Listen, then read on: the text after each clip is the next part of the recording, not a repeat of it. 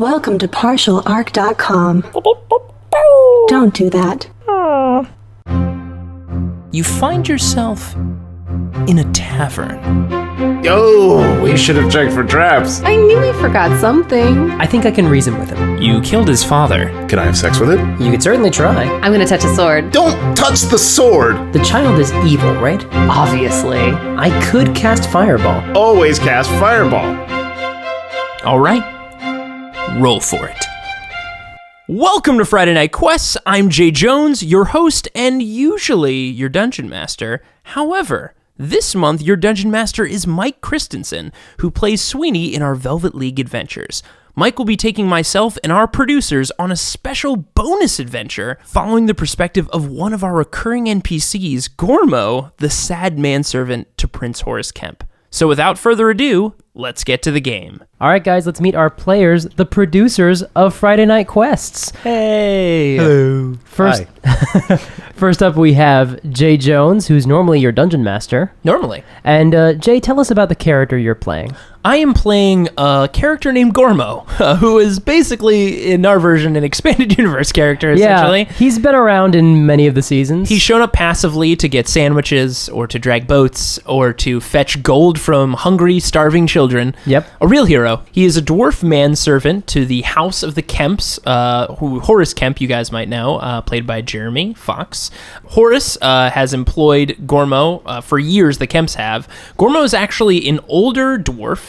He's about, I'd say, somewhere around 200. He's been around for a while. He just looks like basically Alfred from Batman the Animated Series. That's how he's dressed. But just a sad, sad dwarf. And that's Gormo. And what is Gormo's New Year's resolution? Gormo's New Year's resolution is they have kind of the servants in the household have a competition every year of how many plates and things they can carry on a single tray in one arm. And his one arm tray carrying has been like solid for years, but it started to drop off recently. So he's trying to get somewhere up to about 17 plates on his one arm tray carry, and it's tough. So he's gonna have to put in the real work this year. Nice. Yeah. Our next guest / producer is Andrew Dickinger, who some of you might also hear every month on the Roll the Seas podcast. Andrew, who are you playing? So I'm playing Aedoro, a human fighter. He's part of a group called the Seven Spears, or was part of a group called the Seven Spears. Oh. Essentially the most elite guard in a far mountain land.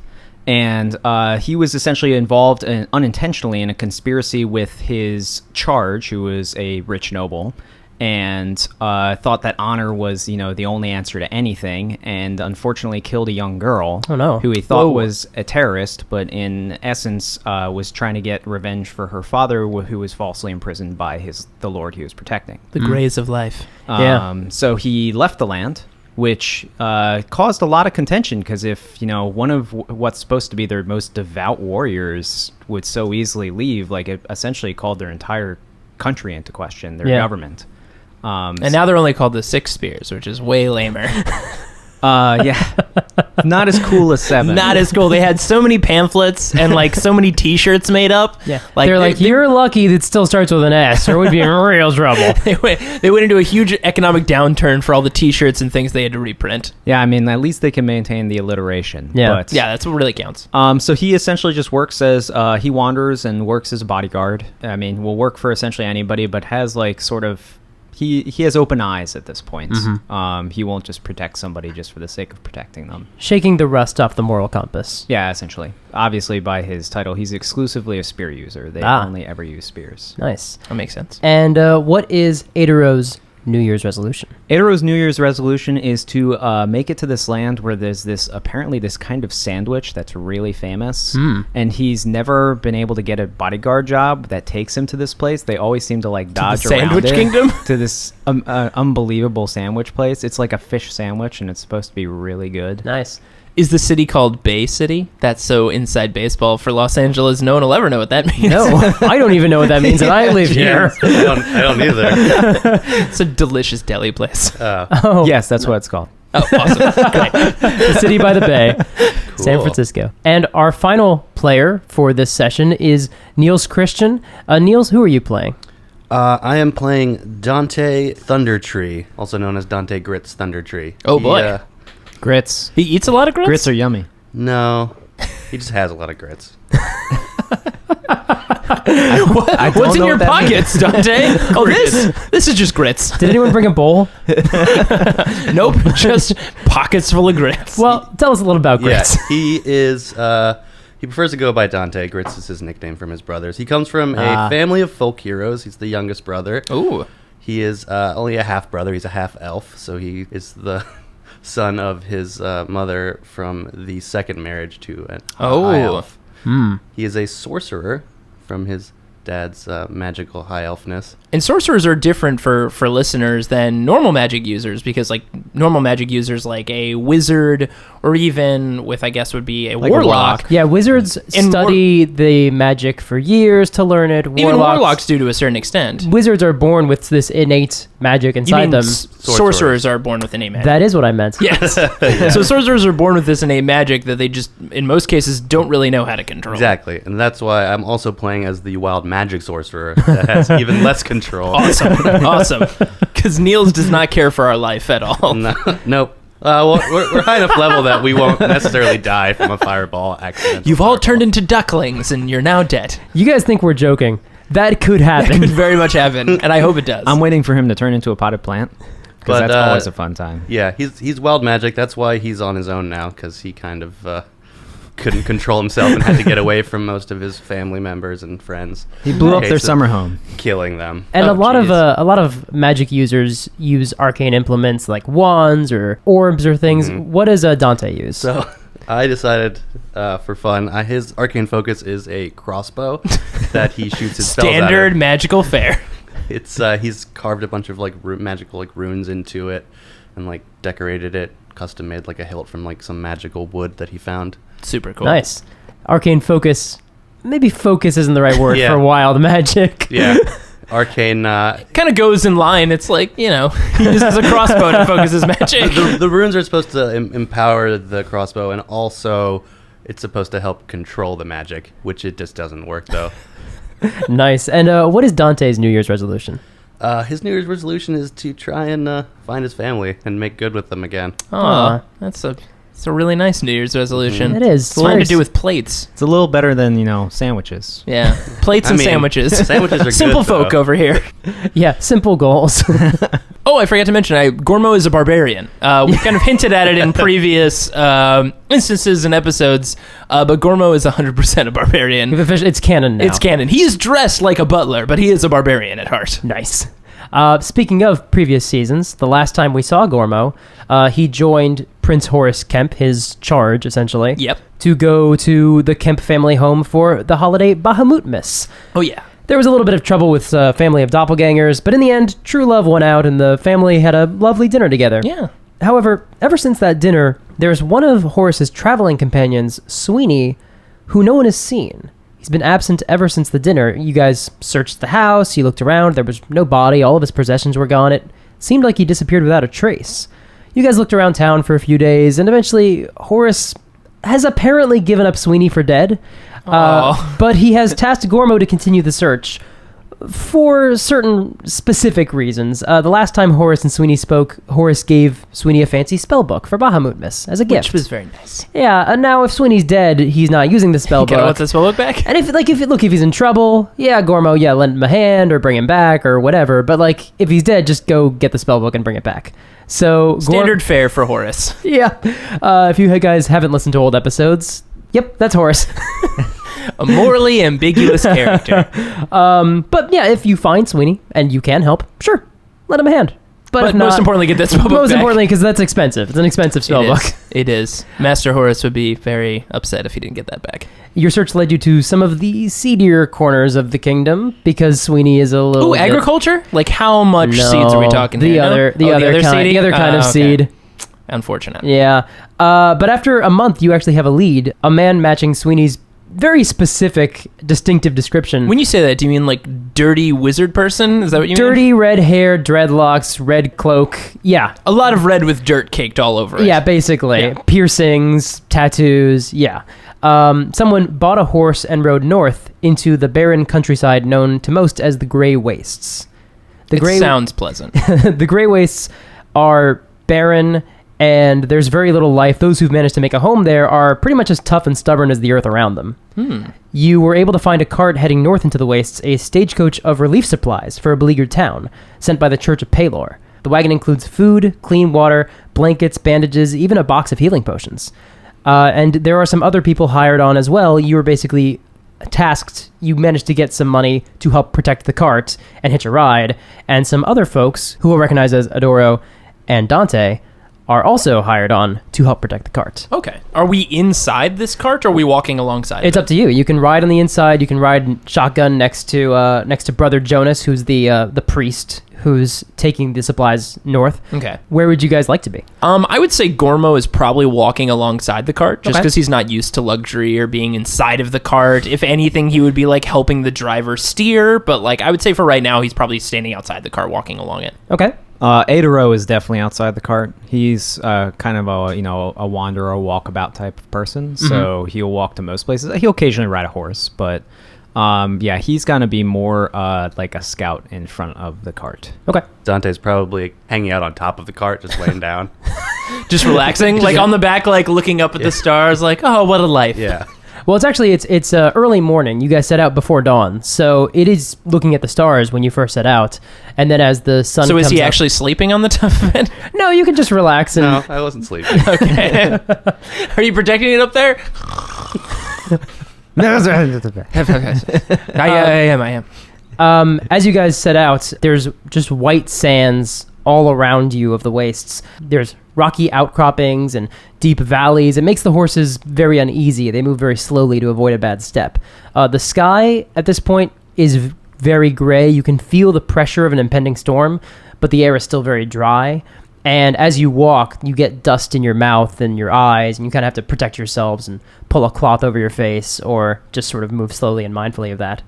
So Gormo's having like a miniature panic attack because his clothes are very fine, nice butler wear, and he's getting like all this white dust along his mostly black, outfit. And as So you're walking alongside the horse, they're kicking they're up more kicking up dust. like cakes of dust. So I'm like very quickly, like with a brush, running it up and down my left arm, my right arm, just cleaning myself as quickly as possible at all times. I look very nervous. Brother Jonas looks down at you. He's like, that's kind of a lost cause. There's going to be a lot of that going on today. Thank you. I'm just gonna take care of this. I mean, we're gonna be riding until probably noon is when we're gonna get there. I understand. You just never know when you might run into someone, and I just want to be properly prepared. Thank you. All right. Fair enough. Aedoro essentially just goes through the numbers. This is actually very similar to the land that he came from. So he just essentially tightens up his sleeves and puts a specific wrap that just leaves a slit for his eyes essentially, and that's it. He just keeps walking like it's status quo. Perfect. Dante's now sitting. He just sits up and is like sitting on the top of the cart above the driver. Okay. Like his feet dangling behind it. Just not really caring. Oh, He's excuse me. covered Could in you dust. could you not your feet are so they hit the back of my head. I don't know if you noticed. Oh that yeah. Sorry. Here, let me scoot over. He hits him again by they- accident. all right. Fair enough. And the Brother Jonas, by the way, is also a half elf. Oh. But you know that he's half wood elf. I don't know if that affects your opinion of him or not. No. Okay. He doesn't care. Fair enough. You never know with people. At about 10 a.m., the wagon starts winding through a narrow canyon, and there's high rock walls on either side of you, and the ground is even more uneven. At this point, the horses are almost at a crawl. About halfway through the canyon, though, the horses start to whinny, and they stop. And Jonas starts urging them forward. They go a few more steps, but then they keep bucking the reins, and they don't want to keep moving. Jonas climbs down, and he's talking to the horses. I'd like you guys to make a perception check. Oh boy. I'd like to make a note at this time. Aedoro has sort of like, as soon as they whinnied, like there's a sheath essentially on the end of his spear Yeah. that he keeps on, and he immediately pulls it off. Got it. I rolled a 12. Okay. I rolled a 19. I got a 16. All right. So all of you smell something on the air. It smells like rotting flesh. It's a good sign. Yeah. Dante and Aedoro notice sounds like a heavy breathing, like some sort of large beast. And Aedoro, you think you see something move in the rocks, but when you look again, there's nothing there. Like out of the corner of my eye type of thing. Yeah. So Aedoro pulls down the front of his sash, and then he says something in giant under his breath, essentially, that they may or may not have heard. Are they your companions? No, the companions around the cart that may or You may don't not say have this heard. out loud. You kind of say this to yourself. Like, Like that. Oh, so it's kind of like if you if you Like a if curse. you, or like I guess like if you speak multiple languages, you might in your native tongue like say something like when you're in moments of stress or fear, you say something like that. Yeah, I mean, I guess I'll point that out. Aedoro's his natural language, even though he is human, is Giant, from where his hometown is. But he knows Common, like he can speak to people normally. He's fluent in Common. Yeah. But yeah, he would revert to his native tongue, which is Giant. So, Okay. Very cool. And he essentially braces both hands on a spear to the right where he saw the thing. Okay. Gormo, I guess since he didn't notice anything, he's just very relieved that he can now finally get all the lint off of his clothes. He kind of pats himself down. Actually, as you do that, the horses start stamping their feet and kicking up more and more. Oh, no. Horsey, relax. I'm going to try an animal handling check. I have a good animal handling.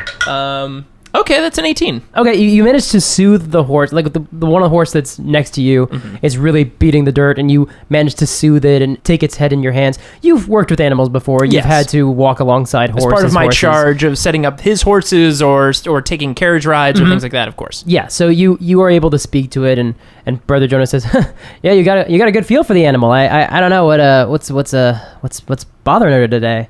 Oh, well, usually a good diet and some good food. If you do you have any oats on hand? We could probably give the horse. Yeah, we got some in the back. Yeah. Is this this is probably not the best place to take a restroom break for the horses. We could pull it off to the side if you feel like this is the best time to do that. they don't want to keep moving. I'm. What do you mean by that? Well, they're stopped in the middle of the road. I don't know why they won't keep. Wait, the horses are not moving anymore? Yeah. Can I make an animal handling check to try I would to see say if that I can, part of your last roll, because that was an 18. Yeah, It was yeah. pretty good. As you're like still comforting it, you look at it and you see like the nervousness in the horse's eyes. So there's like I noticed like direct fear in its eyes. Yes. Okay. Is there something? Have you gone this path many times before, Father, Padre? I don't know what the term. Brother. Brother. Oh yeah, sorry. Nope. You haven't gone this way before? No, we've never. Why been this. are we taking an unknown trail? Typically, it's best to keep to proper trails. It's good for Well, I mean, I've efficiency. never. We just got the word that we had to send some relief supplies, so I'm the one who is taking them. Okay. Can I make a survival check to Yeah. see if this is like an area that is like properly traveled upon? Like, Absolutely. Okay. That's actually not bad. That's a 20 for survival. This is definitely a road people use. It's also a really good place for a trap. Oh crap. So at this point, Aedoro essentially starts moving towards the thing that he saw and like is like dead focusing on the cliff wall. Okay. Can I make another perception check? Absolutely. That is an 11. Okay. You don't see where it would be. You're like coming up the rocks, and you know that it probably darted behind one rock specifically, and you're only probably about 50 feet from probably 40 feet from the cart at this point, and you move and you sort of round the corner, and there's nothing there. Bring my spear down. Exactly. And at that point, a creature about 10, 15 feet away from you, further down, charges away from the rocks and lunges at one of the horses. And this creature looks like a hyena, but its fur is black and red matted. It has wounds on its body that don't look like they've properly healed, and some of them almost look rotten, and it has 2 heads. Wait, 2 heads? Yes. Do I see this thing? Yeah, oh yeah, it's coming right at the horse. Oh, okay. The horse I'm petting. The horse that you're petting, yeah. Okay. Now, would this be considered a surprise, Mike? It is a surprise attack. Okay. But because you're a barbarian. Because I'm a barbarian. But are you raging? I'm not. So danger sense. I don't think. No. Danger sense just has to do with advantage on saving throws and traps and stuff. Doesn't apply. But with my feral instinct, yes, I can kick into a rage. Okay. I would say right now, since I've been just kind of annoyed, I'm not really in the moment to rage. If anything, I'm not going to break into a rage at this point. Question: Yes. Surprise attack. Like, can any of us do anything before this happens? They're gonna get a chance? surprise round against. We can't. You did not do well enough on your perception, unfortunately. I wanted to dive in front of the horse and shield myself. They're gonna. Unfortunately. So as this thing charges, I mean, Aedoro immediately makes chase. Okay, first it's going to attack the horse. Or it's not at all going to hit the horse. It's surprisingly low for both attacks. It's mangy. The heads snap at the horse's feet, and it jumps sort of out of the way. Almost hits you at this point. You very much like have to move out of the way of the horse stamping on the ground. And now you may roll initiative. Ooh, I have advantage on initiative. That's so crazy. Oh, really? Yeah, barbarians are dope. Wow. 15. 15 for Gormo. Aedoro. Aedoro got an 11. Cool. And Dante. I got a 22. Jeez. Holy crap. Well, he said he was diving into action, so he must have been mid-air. you promised that. That I is go. true. All right, Dante. Where you are on top of Yeah. the cart. Brother Jonas and Gormo are next to one of the horses, and at this point, Aedoro's probably about 30 feet off, running straight at the creature. And the creature's what, right in front of... It's right next to... Right in front of me, yeah. Okay. I'm gonna jump down next to Gormo, like behind him. Okay. I'm gonna touch him on the shoulder. Huh? Or no, actually, I'm gonna stick my crossbow in his back. Never mind. And go, yeah. I'm just like, We're being robbed! We're being robbed and dogs can hold weapons. like, you'll thank me later. And I just like shove it into It his back a little speaks. bit, and like a glow goes over him. And I'm gonna spend one of my sorcery points so I get the same effect. So now we both have mage armor. Nice. It's like an invisible shield. Oh. Your AC goes up by... Damn. It's a 13 plus your bonuses, Oh, so wait, so good. It gives me basically a +3 flat. basically. Yeah. Oh, Nice. Nice. My AC is temporarily a 20. It lasts for 8 hours, so it just lasts all like. Wow. Is it a concentration spell? Mage Should have armor. It should have a little C next to the Yeah. duration. It is not. That's so great. It doesn't have concentration. It just That's happens so for 8 hours. dope. Yeah. Mage armor's pretty Oh, dope. sorcerers. Is that your turn? Yeah. That's all I'll do for this. Is there a chance that wild magic can happen when he does this? Yes. Yeah, in it's a fact, there first level is. spell. Roll a d20. Oh boy! That's And right. for anyone that doesn't know, wild magic, as we explained before, sorcerers are they are powers. Not a 1. Not a one. Their powers can derive from random things, so they have a chance every time they do a spell to create wild magic, which, as we jokingly said before, could literally turn him into a potted plant. There's a lot it could do. A lot of crazy stuff. That would have been so good. All right, so that happens. But then next up would be Gormo. Oh. However, something else charges and attacks Gormo.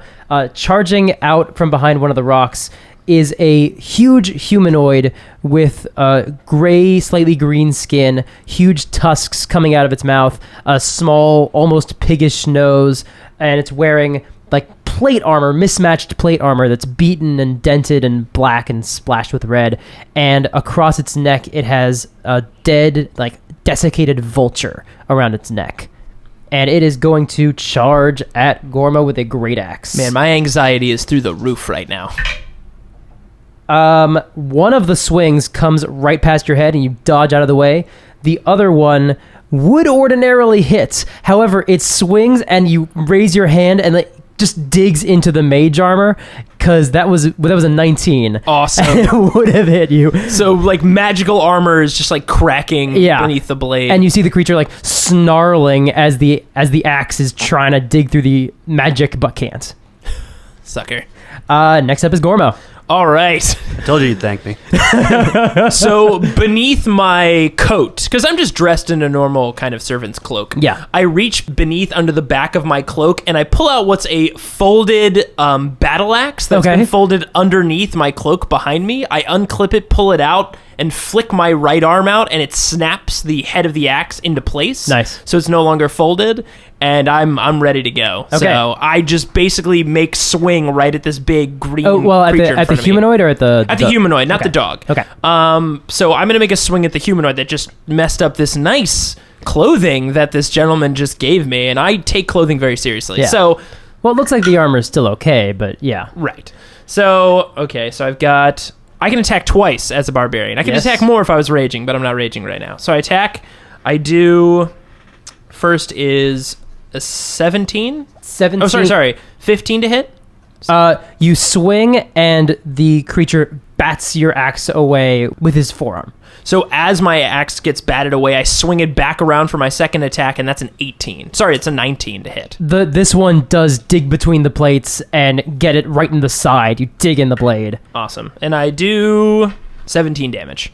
Damn, son. Yeah. All right, the creature snarls and hisses in your face. And then it would be Aedoro's turn. However, 4 more creatures with tusks and grayish skin emerge. They all have very different looks to them. One of them has sort of like greasy hair all over his body. One of them is small and lithe. There's a woman who's really thick with muscle, like as thick as she is tall. And then one of them actually is painted the same gray as the dirt as she comes up. One of them is going after Dante. One of them's going after Aedoro. 2 of them are going after Gormo. So a total right now, these green-skinned with tusks, there's 4 of them total, including the one that's attacking me. 5 total. 5. So there are 3 of them essentially fighting me. Yes. And 1 on the others. Okay. So one of them swings at Gormo and misses. The other one manages to dig the axe straight through your armor into your back. Oh, so it gets to the mage armor. Yeah, it rolled a 23 total to hit. Oh, damn. And it deals 10 slashing damage. Okay. Now, you are raging right now? I'm not raging right now, Okay. so I'm not resistant to slashing damage. So I take the full 10. All right, one of them going after Aedoro. That's probably not going to hit. Maybe 18. That does hit. 18 slashes right across your chest. Actually, What? no, I'll save it for later. Okay. Fair enough. And then the last one swinging at Dante. Also an 18. I'm gonna use spend a sorcery point, and I get to roll a D4 and a subtract. It's natural luck, isn't it? Or something like that? Yeah, bend luck. Bend luck. Yeah. So I roll a D4, and I can either subtract or add. So I'm gonna subtract 2 from it, Okay. which Brings it down to 16? Yeah, and that is just enough because I'm 17. Okay, Let's nice. see. So it misses. All right. That's awesome. So you can bend the luck of reality, basically. So yeah, as it swings, you feel it dig into your body, and you just close your eyes, and it warps reality, and so suddenly the axe sort of jumps past your body and hits the ground. And even though you know it was in your body, and the creature thought it was in your body, it didn't like reverse time. It just like, oh nope, and like now we're in a parallel world where that didn't happen. So how much damage did the one do to me? 10. Yep, 10 to you as well. Okay. That's what I was actually thinking of, maybe using that for him, but I was like, I only have a limited time. I'll save it for myself, so I'll die. Aedoro, it's your turn. What would you like to do? So Aedoro is going to take a throwing dart, and essentially, as he's turning around, he's going to throw the throwing dart at the dog. Okay. And then attempt to lunge his spear into the one that's behind him and just struck him in the back. Nice. So let's roll for the dog first. So the clear is the dog. Oh, okay. So against the dog, I got it's well over 20. Okay. Does it have 30 armor? It's a 25. That will hit. So we'll do damage. The dart lodges right between the 2 necks of the heads. Awesome. And it does 8 damage. 8, very nice. And then I got a 17 to hit the thing behind me. Yes, that will definitely hit. That hits? Yeah. All right. Soundly, you dig your spear straight through into her ribs. This is the large one that's behind you. And that does 16 damage. Sorry, 14 damage. 14 damage. Oh my gosh. Okay, so 14, you see a kidney on the end of your spear as it comes out behind her. Yeah, because essentially as he throws the dagger, he dips low. Yeah. And has both his hands on the spear and just goes straight for the heart. Straight. Oh yeah. You didn't hit the heart, but you hit a whole bunch of other vital organs. That messed her up, buddy. That was a palpable hit. And now it is the dog creature's turn. It is going to one head is going to attack the horse, and one of them is going to try to hit Gormo. Oh, no. One head tells truths. Yeah, the one that's going after Gormo rolled a natural 1, so that's really not gonna hit. And the other, It goes to bite me, but it sniffs me instead. It's like, I like you. and yeah, even with I think a 10 against the horse is not gonna do it. So Probably not. So the horse manages to jump out of the way. Yeah, that dog is not. It's very mangy. It's got dust in its eyes. Yeah, it's mangy. Yeah. Dante, it's your turn.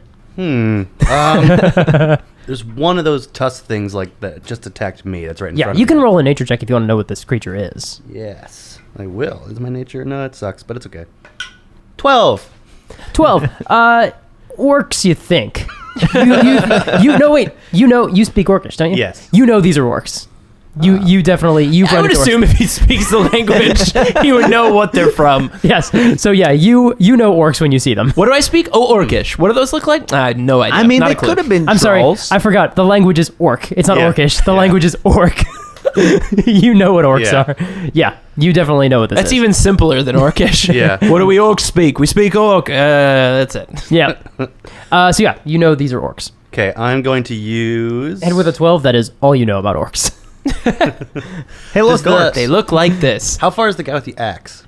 Well, there's one right next to you. Okay, there's something right next The to one me. that's the one that swung and Because hit remember, you. you're right behind me, Yeah. and there's a bunch of things yeah, in we're front like of back me. to back. Okay, I'm going to use, since how far away is it like melee range, basically, the thing that attacked me? Yeah, Okay, I'm going to use Shocking Grasp. on the one that hit you. Yeah. or almost hit you. Yeah. Nice. So I'm going to thwack it in the head with my crossbow. All right. And hopefully, let's see what happens. I'm going to give myself advantage on this, too. With Tides of Chaos, Tides of Chaos. Nice. which gives you the opportunity Oh, to make me use my wild magic. We'll do that in a minute. Okay, that is a lot. 22. Yes, that definitely hits. The Shocking Grasp. The electricity shoots out of your crossbow like all over its body, just like racking it with pain. Go ahead and roll for damage. 6. 6 damage. Not a lot. All right. Hey! And, taste me, bro. and I'm going to go ahead and use this opportunity to have you roll on the wild magic table as an arrow shoots out of your crossbow. And I don't know. Let's see what happens. Oh, God. 49. 49. Fireball, everybody dies. No. You can't speak for the next minute. Whenever you try, pink bubbles float out of your mouth. A minute is what, like... This is 10 rounds. 10 rounds. Oh, God. That's amazing. Well, I guess I'll be quiet. You also can't cast spells that require verbal components. Oh, you're right. Crap. Oh, no. If you Oh, they all require verbal components. if you try to do anything that's like give us information, it's just gonna be bubbles shooting out of your mouth, like just I bubbles can't shooting out of your face. cast- Oh, sorcerers. Okay. Sorcerer's the best. The creature that it first came out, the one with the vulture, is going to swing the axe 2 more times against Gormo. Oh no! All right, one of those miserably fails. Not Yay. a natural one, but not far from it.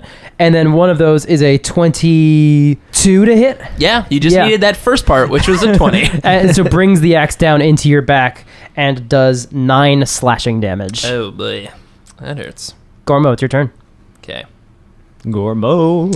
So at this point, Gormo looks back because he's been hit in the back twice. Yeah. He kind of reaches his arm back and he like pulls on something and he looks down on the ground below and he sees a little bit piece of like the tattered clothing of the back of his outfit like drop to the ground.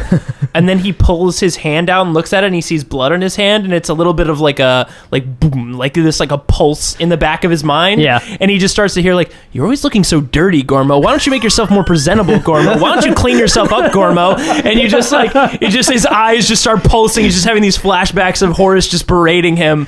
And he's just like, why don't you keep yourself Gormo? Why don't you present yourself more, Gormo? Why don't you clean yourself up, Gormo? And he just loses it. And he goes into a rage. He goes into a rage. So he's going into and he's going to be reckless because he's just gone berserk, which means if I go reckless as a barbarian, my first attack, which by the way, as rage, I now have 3 attacks each turn instead of 2. Uh-huh. And when I'm in a reckless rage, that means I get advantage on my first swings, on my first attack that I make. So I'll make my first attack, but that means my enemies have advantage against me when they strike back. Yes. Because I've just gone nuts, basically. Yeah. Oh, the first one wasn't even very good with advantage. That is a 15 to hit. This is the large one? This will be the large one. It misses. doesn't. Okay, so I'm going to swing the other 2 times, same guy. Oh, those are both 18. Yeah, 18. You dig into the armor in the shoulder, and then you pull out your blade, and you dig into the armor at the hip. Go ahead and roll your damage. Awesome. All right. And I'm doing extra rage damage, so that's 14 plus 16 damage. That's 30. 30 damage? 30 damage. Finish him. Oh my god. Yes. You did 17 plus 30. Jeez. 47 damage in 2 turns.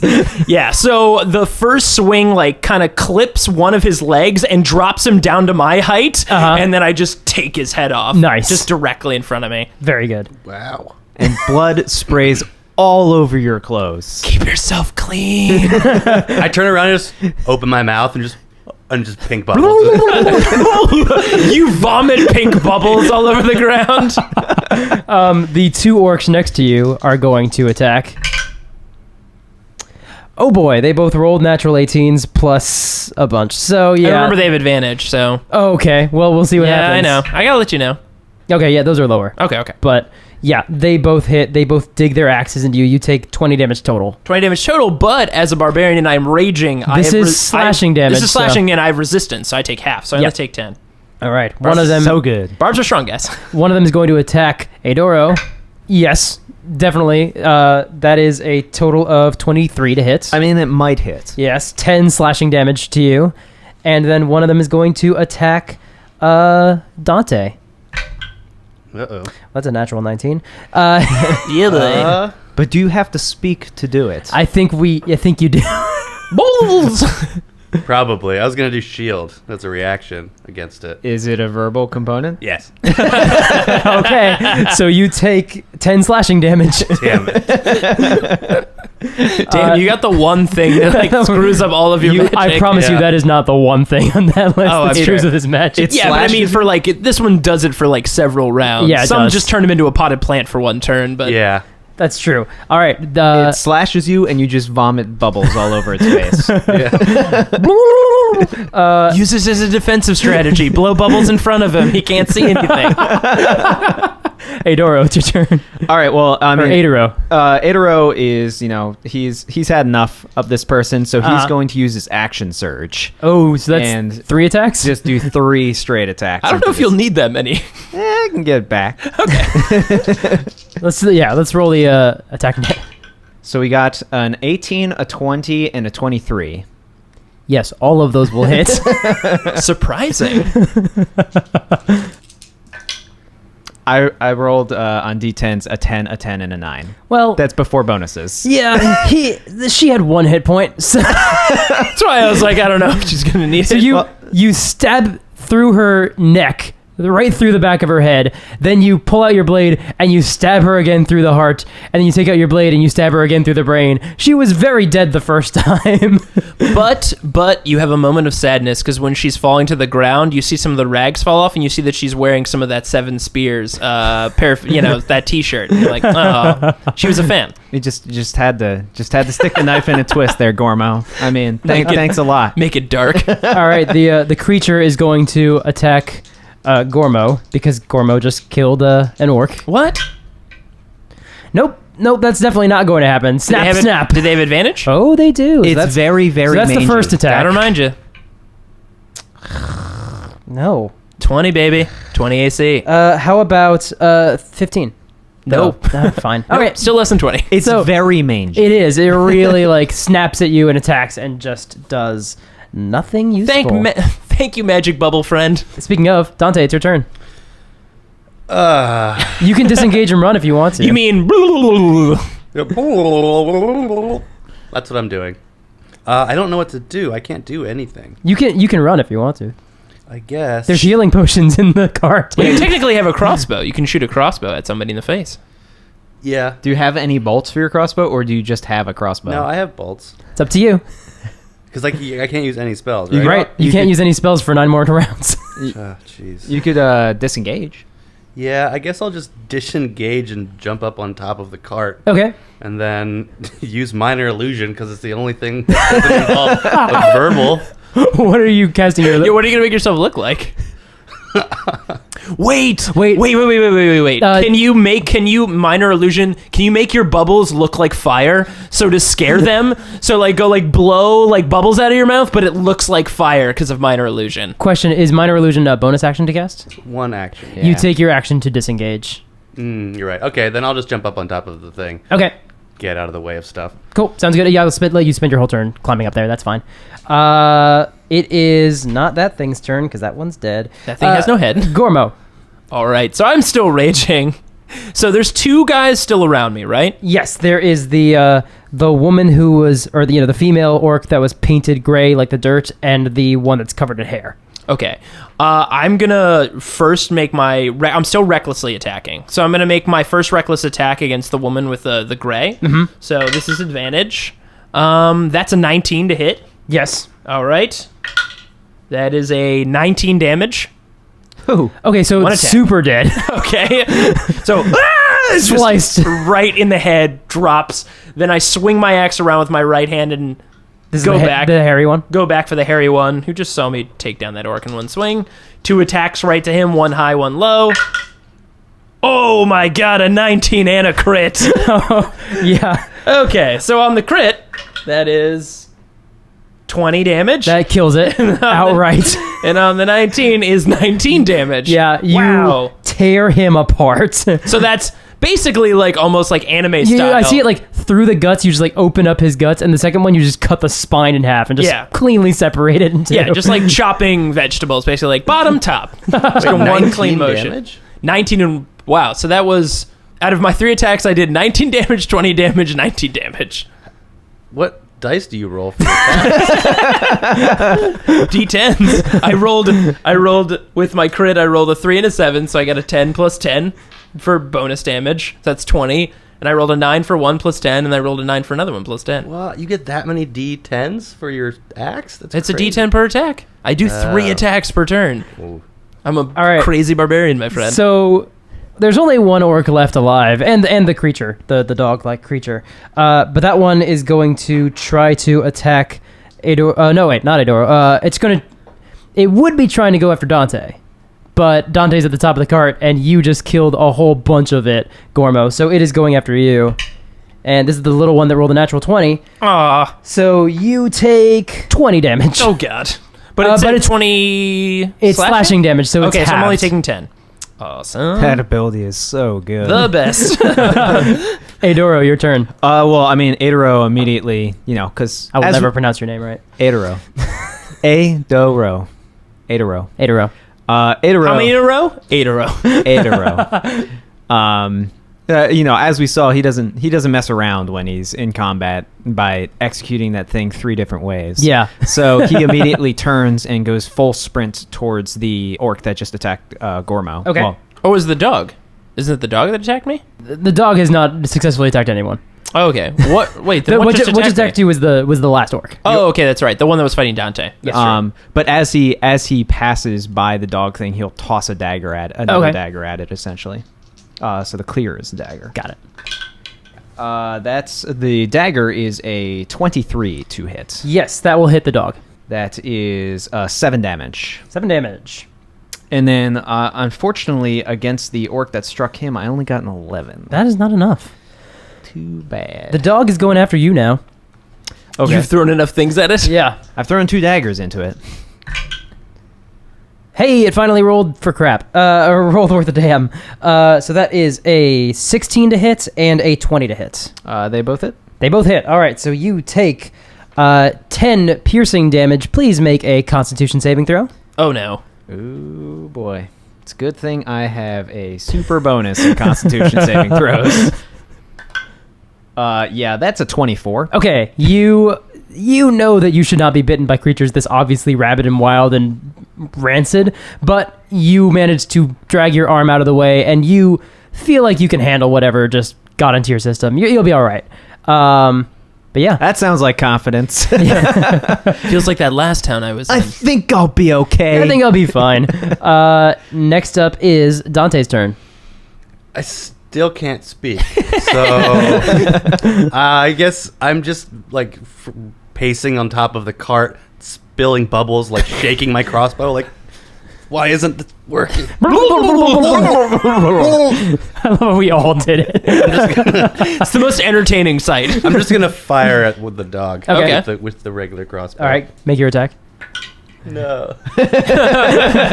Not good. It looked like a 2? A 9. Okay, that's not enough to hit it. Dog I have figured. 8 AC, Mike? No, it doesn't actually. Is the dog worse than a tree? All right, so that's Dante's turn. Gormo's turn. So Gormo turns around to the last orc that struck him in the back, the one that's alive. Yeah. That was fighting Dante. Yeah. And this is the one that like just critically wounded him. So I would say the first couple attacks like cut off one of the tails of his like coat. And this last attack cut off the last tail of Aw. his hemmed outfit. He looks it down on the ground and like stares at him. And right now he has like the crazy like Looney Tunes crazy wild eyes. It's just like Spiraling. yeah, just energy. spiraling eyes, like changing colors. Just stares at the orc. It's like, your clothes, they look really dirty. They look really dirty. And then swings and attacks. This is the advantage one. So this is 22 to hit. Yes, that first will attack. definitely hit. And the other ones are, well, 9. That's probably, 10. That's probably not going to hit. No. But what about 25? Yes. Okay, cool. I think that hits. All right. So roll for damage. Oh, God. Well, I got the highest and lowest. So 11 and then 19. So Okay. 30. Yeah, finish him. So The one that Dante had already wounded a little bit. So basically, to even things out, Gormo, since his coattails are cut off, he cuts off the both bottom half of the orc. Yikes. Okay, we are out of orcs. Next up is Aedoro. So Aedoro is going to, attempt to finish this dog thing off because it recognized that its slash is possibly rabies infested. Yeah. And so it needs to put it out of its misery. So Sure. it's just going to swing twice at it. Dante agrees. He yells bubbles at you. I agree. Well, I got a 20 and I got a crit. So Okay. I think you're gonna hit it. I just want to be sure. Yep. All right, so I'll just roll damage 3 times.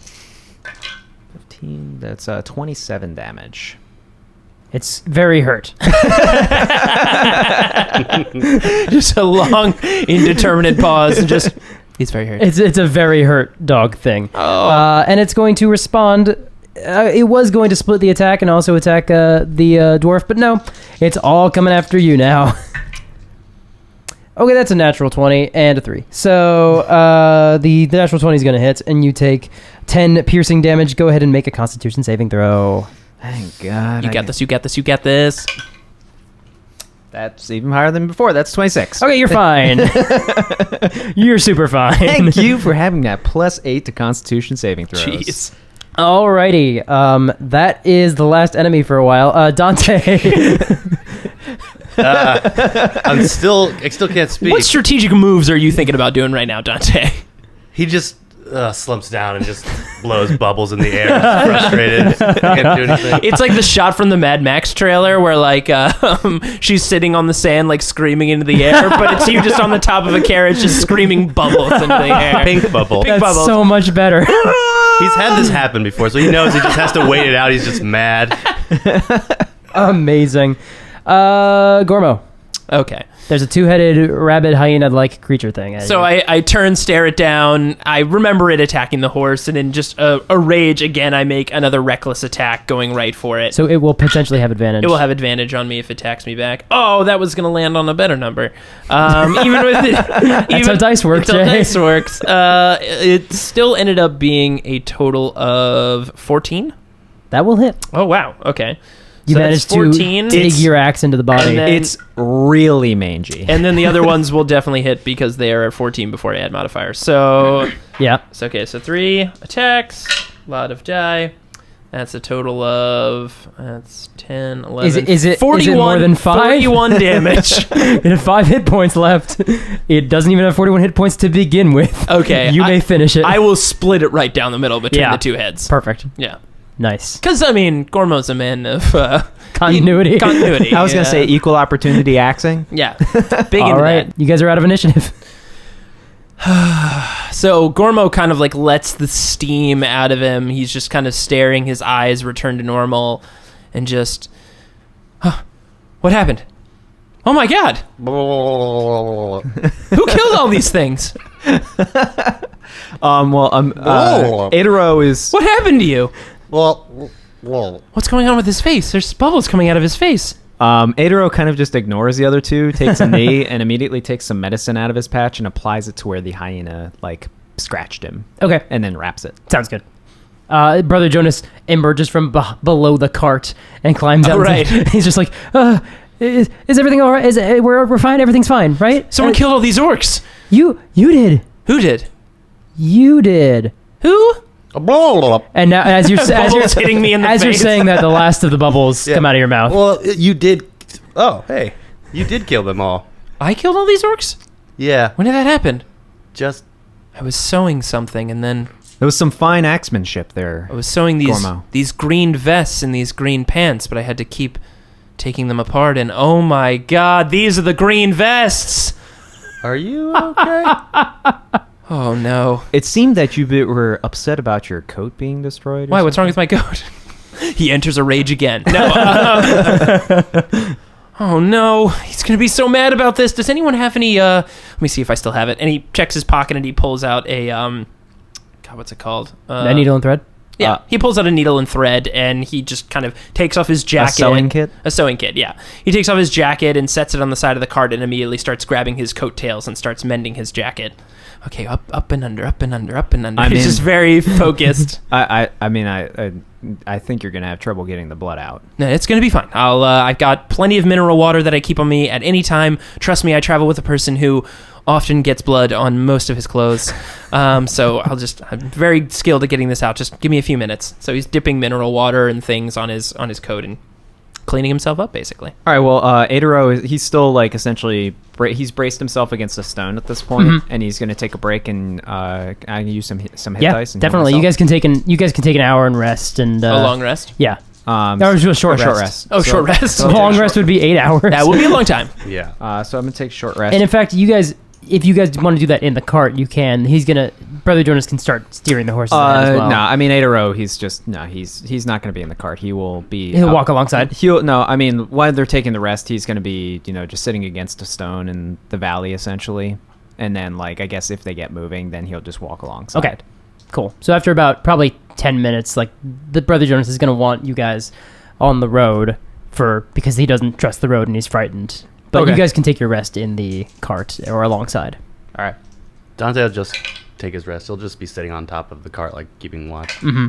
I'm trying to think if Gormo would actually request a rest. I think if anything, he would just kind of he's just used to taking a rest, doing busy work. Mm-hmm. So while he's re-sewing his jacket, it's kind of like a mental rest for him. You're sitting alongside. I'm sitting. Jonas. I'm sitting alongside Jonas, sewing my jacket. So I'm not really laying down or resting because Gormo's not used to that at all. Right. So he kind of gets you might get kind of mental rest or emotional rest out of doing activities. That's what Gormo's doing right now, re-sewing his jacket. Nice. And you're gonna roll your hit dice. I'm gonna roll some hit dice. Dante, did you roll for hit dice? Yes. What'd you get?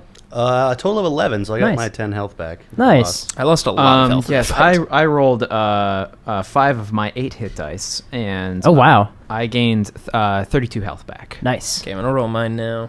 Oh, yeah, I should.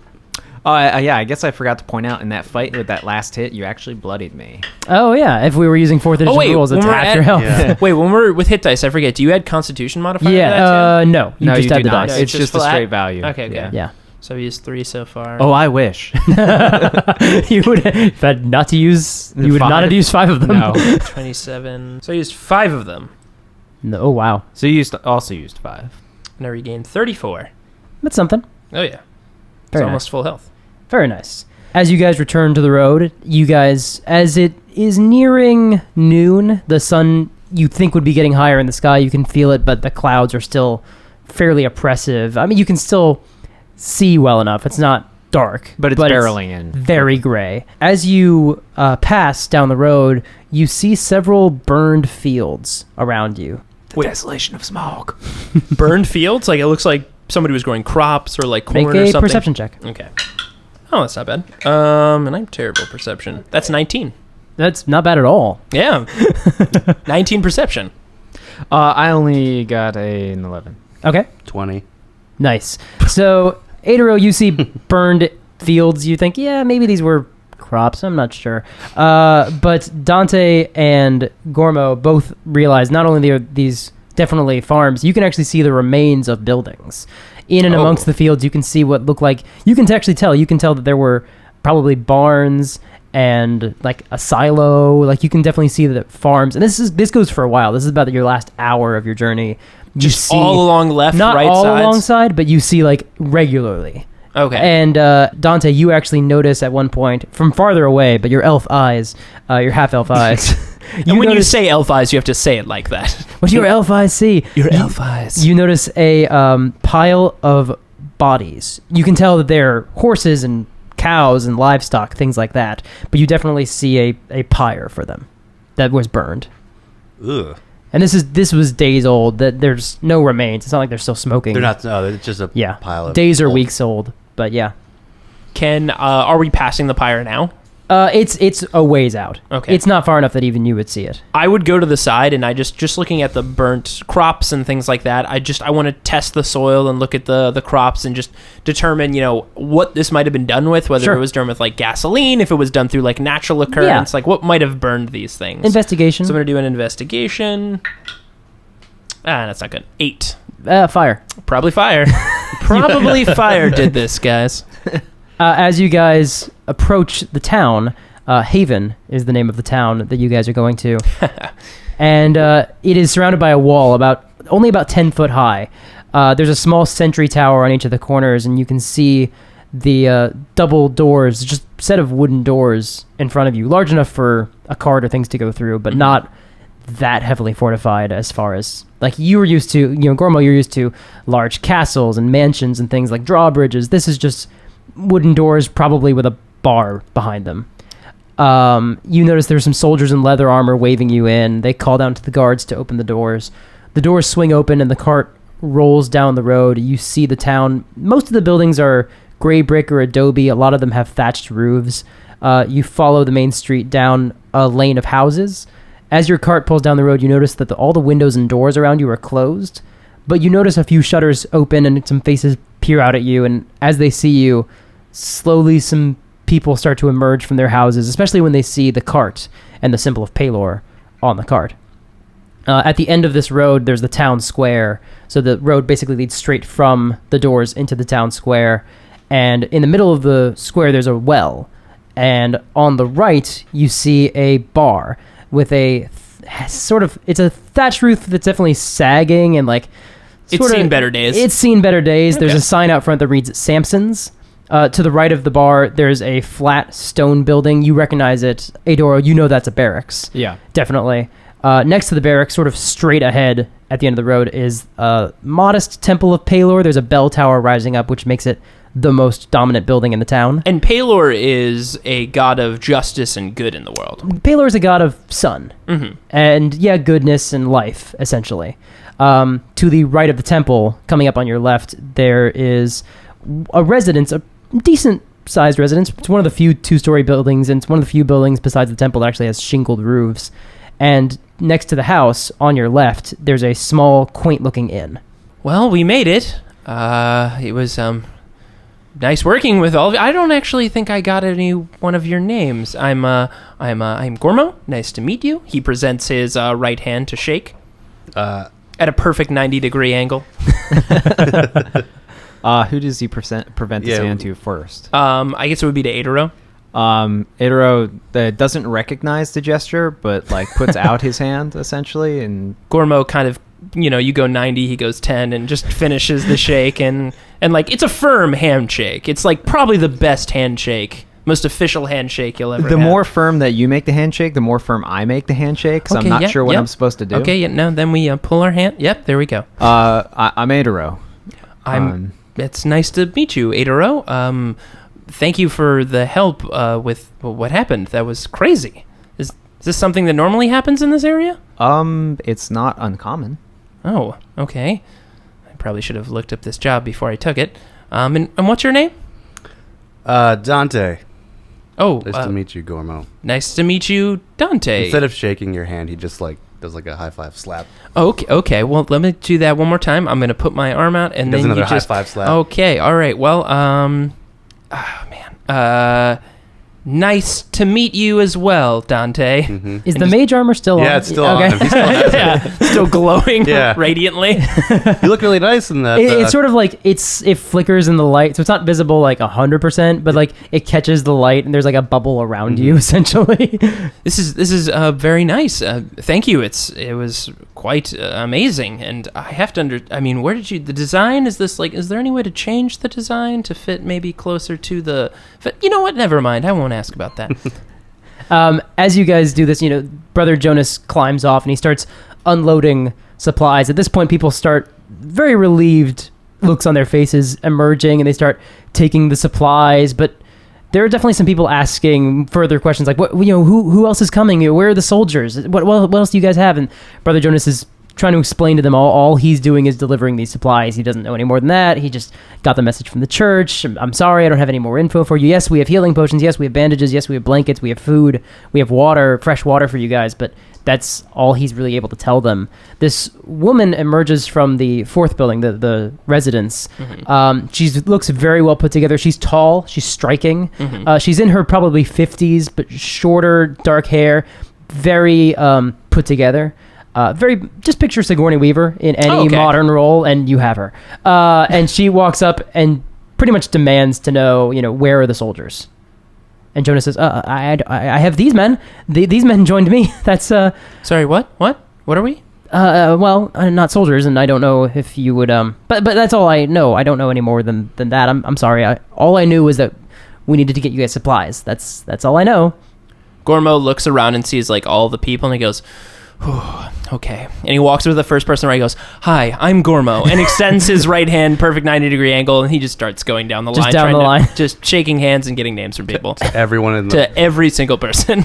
Aedoro says, soldiers, we are next to a barracks. The barracks is for the guard, the city guard, the city watch, but we need actual relief. I'm not a soldier. I'm a bodyguard. Well, okay. Dante goes up. So you're looking for relief? Huh? Yes, we... Are you the Sigourney Weaver lady? Yeah, this is the Sigourney Weaver lady. Yes. That's what you say to her? Yeah. No. You heard the Sigourney Weaver lady I've heard so much about? No, but he goes up. You looking for relief? My name's Dante. I can help you out with that. Mayor Octavia Shaw. Nice to meet you. Nice to meet you. We're having a bit of a tough time here. Yeah, we had a tough time getting here. What happened? Attacked by orcs. What happened? They jumped out of nowhere and tried to kill us all. What did you do? Are the orcs dead? Oh, yeah, they're dead. Okay. And she sort of doesn't look as reassured as you might think she should be. My name is Gormo. Hello, nice to meet you. Gormo, thank you, Gormo. Very nice to meet you as well. Yep, nice to meet you, Gormo. Bad that we killed them? Are you afraid of repercussion? Yeah, in a sense. Yeah, I can't imagine that's going to make things easier. Does this have anything to do with the fields? Yeah. Yes, the orcs have been terrorizing us and demanding things, and the consequences keep getting worse. My name is Gormo. My name is Gormo, and nice to meet you. Okay, there's a large man that emerges from the bar, and he's the last one to shake your hand, and he's like, yeah, pleasure to meet you, Gormo. Look, we need to do something about this. I heard him say that they killed some orcs on the road. Did I get that right? Oh, yeah, we did. We killed a couple of them. Great. So we can take these men. Who? You. We can use you. Oh, no. I'm not a soldier. I am a manservant. Hold on. I have the presentable papers. Here they are. I am the manservant. He sort of pushes past you. Horace Kemp, and he pushes past you and walks up to the mayor. He's like, we can use these men. We can fend for ourselves. I have to finish reading the bottom of this. There's a few more things. House of the Gales, who were in my establishment. Do you want to see the full paperwork? I really do not care who you work for. We will hire you if that's what it takes. Oh, no. I'm already well employed. Let me read this paper for you. I am Gormo of House Kemp. I am here to serve Prince Horace Kemp and family, direct manservant, and do all things acquainted. Great with boating, great with driving carriages. Great, that'll be very helpful for all of the boats around us in our landlocked town. I mean, of course, other things, but I'm merely here because I... Can you use an axe? Well, yes, of course I can. Then that is how you can help me today. I mean, sure. I guess I can take a few minutes. I mean, what do you really need? Is there something you need to carry, or some wood you need chopped, or some orcs we need killed?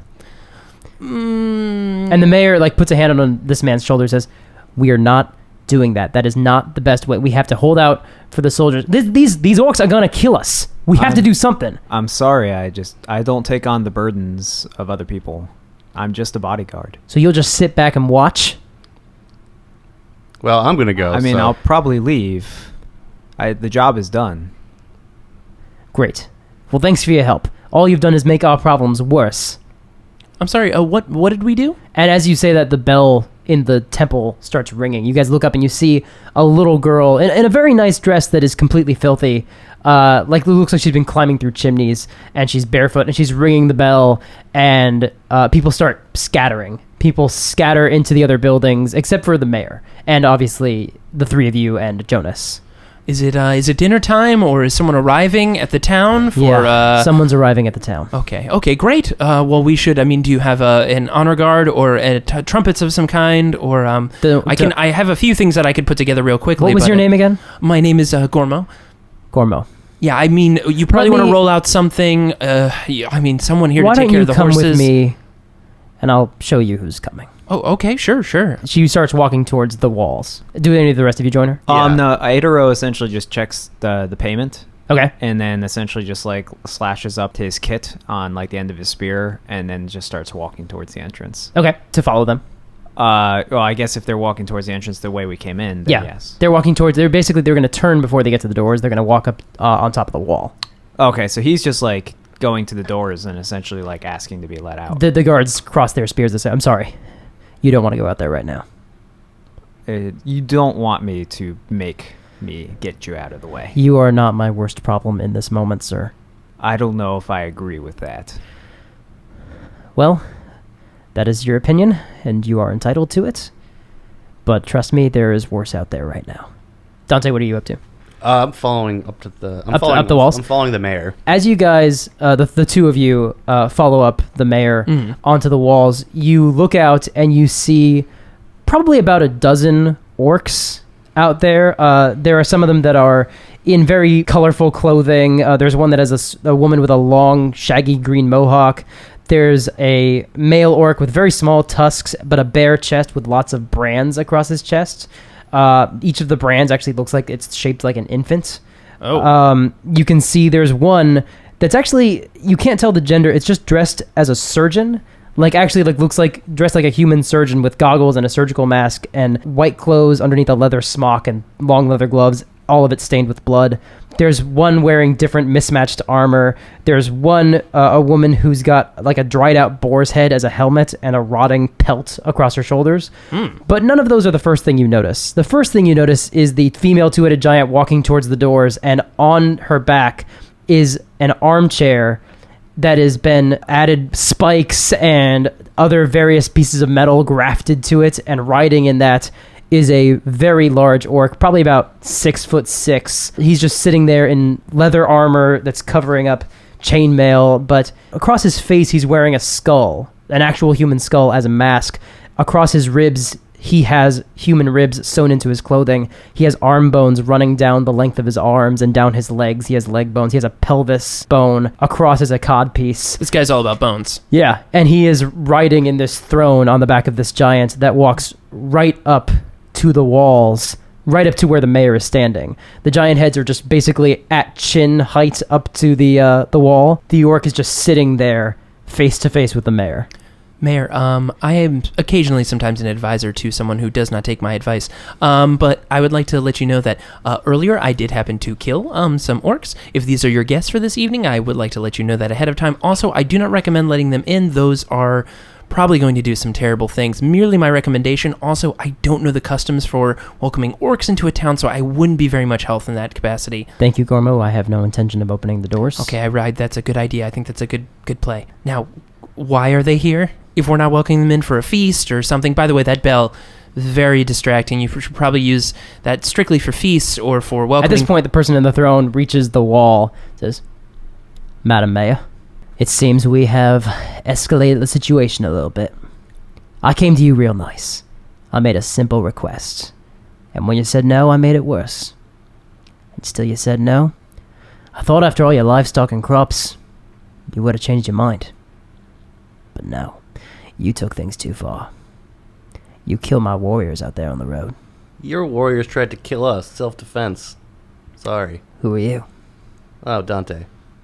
Are you affiliated with this town? No. Then what brings you here? Work. You know. Freelancer. He is a mercenary. I see. And you? Oh, I'm a servant. Let me get my paperwork here. Gormo to House Kemp. I run things for Prince Horace Kemp. Things like running carriages or horses or gathering sandwiches or certain things. I'm his master head servant. A prince, you say? Yes, Prince Horace Kemp. Here's the I'm a insignia bloody right here. king. Oh, I didn't. I'm going to roll insight. Sure. Can I roll? I don't know very much. That is a 8. At this point, Aedoro starts to make his way up the stairs because he's frustrated. Yeah. They're not letting him out. Yeah. Can I roll a history to see if I know anything about Yeah, him sure. or Definitely. King? Wow. Okay, 5. Nope. So I guess I have to take him at face value that Yeah. he's a king. Yeah. What is your name, great king? Visceral. Visceral, King Visceral. the surname of your house, of course, is what I mean, I guess. The king. That is not a noble line. I know because I study these quite frequently, and I try to keep up on all the noble things. So if you could just tell me the last name, I would be sure to make sure I check that off. My name is of no meaning to you. My title is what matters. I understand that, but I mean, you have to understand that you have to have a surname. It's normal culture. Yeah, I asked him in Orcish what's his real name. And he says back to you in Orcish, one of our people, I see. You spent some time with us? I spent some time with you. I don't think I'm one of your people. Then you should know what we're capable of, I guess. Oh, yes, I know. Then you should advise this woman to open the door and give me what I want. I'll leave real nice. I doubt that. What are they saying? I'll talk to her, but... and he sort of sits back and, like, gestures expectantly. He wants you to do it right now. Don't expect anything. I go up and whisper to her, the mayor. Mm-hmm. So what's her name again? Octavia. So this is the problem you guys have been having? Yes. How many more of them are there? Well, how many did you kill on the road? 6? Well, then there's 6 less, but I don't know their full number. Gormo feels very at home with people talking about other things that he can't hear about. Aedoro immediately gets to the top of the stairs and, Yeah. and yells out to the Orc King. Yeah. He's like, can you please move? You're blocking the way. And who are you? It's none of your business. I'm just trying to leave. You are standing in my business. Ooh, speaking of business, I forgot to ask. There is a man. I've done a slight doodle here, and he pulls out a piece of paper. Looks like this. He has orange hair and very, very dirty orange hair, dirty orange beard, and rags and tattoos and things. He's a wizard, and I've been looking for him for days. Have you seen him at all in your land and sovereignty? A wizard, you say? Yeah, he looks just like this. I have not. Oh. But when I see him, I'll be sure to put him to work. Oh, well, actually, if you could just send him in my direction, that would be wonderful. In fact, I will give you a name of a few towns that I plan to loop back to. Here's a couple names of them, and he just kind of throws a piece of paper out to the king. It just flutters past. Okay, well, I can go down there and I can get that before you go. But yeah, if you see him, that would be so great. If you could send him back to one of those towns. I've been looking for him. It's been real tough. I have to admit, I empathize. It's tough when the one thing you want is denied to you. He says this, glaring right at the mayor. What is it you want? I believe that was subtext. I'm glad you asked, my friend. I came with a simple request. Open the doors and give me all the women. Oh, that's a little unreasonable. I'm not going to keep them all. I just going to choose a few. I'll give the rest back. In like new condition.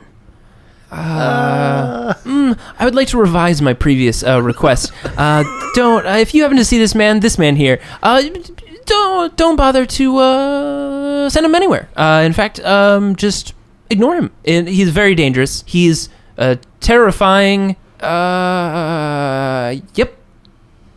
Thank you for the advice, my friend. Now let me give you some. Open the doors and lead the women out. Aedoro immediately stops him, like wants to stop him mid-sentence, and says, Yeah. Get out of the way. I'll tell you what. I'll make you happy. I'll come back. I'll give you 2 days. This time, the 3rd day from now, I'll come back. And if the doors aren't open, and you 3 don't lead the women out to me, I will burn this town to the ground. I will kill the men, and I will drag the women out. And when I'm done and I've chosen the ones I want to keep, I will not return the rest. I will leave them in a shallow grave. 2 days? 2 days? 2 days. Starting from today, so like 48 hours we're looking at? Sounds about right. Okay, I just want to be clear. Some cultures' And time differences are... The giants at this point, one of them's like, well, that will make it 3 days. No, it wouldn't. It wouldn't make it 3 days. It's still 2 days. But if it's it's not today and it's not tomorrow, it's the day after that. Yeah, it's 2 days. He had it right, 14 hours. No, but what he said was 2 days, so it should be tomorrow. No, it's not tomorrow. It's got 2 times of days. It's like it's 2 sunrises and 2 sunsets. Right, so it should be tomorrow then. No, it's not tomorrow. And the Orc King just snaps a whip, and they just fall silent. See, I think your coach, your caravan, or that has some interesting points. So I just wanted to clarify. I 48 hours. Yep, we're all on the same page. Okay. I whispered to Gormo, why don't we just take him out now? Huh? To dinner? Or what do you mean by that? I mean, kill him. Yeah, I would not recommend that. There's a lot of them. There's a big one, and then there's other big ones behind them. We either do it now I or do we mostly, do it in 3 days, so... I think that would be a bad idea. Yeah. The giant is walking away at this point, so he didn't hear you guys talking about that. I was whispering to Gormo. I know. Have a nice day! I take my, crossbow, I'm just pointing it. Just And the mayor puts her hand on the crossbow, and she gets a little shock from it, not realizing it's an arcane implement. Don't touch that. Sorry. But, I put it away. So Gormo turns to the mayor. So I have some wonderful recommendations on how to pack efficiently. I've done it very well many times. You fold in quarters, and they're then watching the roads. We can't leave safely. Well, they just said that we had to leave. I believe that was so that we could leave, and they probably want. Is it land or They're giving us time to leave? Gather right? up the women. That's what they want. Oh well, what if we leave and there's no women? Then we essentially they have none, and then they just don't get any women. Yeah. Would that work? But they'd probably find you or us or anyone out on the roads. Like she said, they're watching the roads. That they attacked us on the way in. They'd find us on the way out. She starts walking down the stairs. She says, I believe now you understand the sum of the problem. Thank you so much for listening. We'll be back again next week for part 2 of our special Gormo side adventure.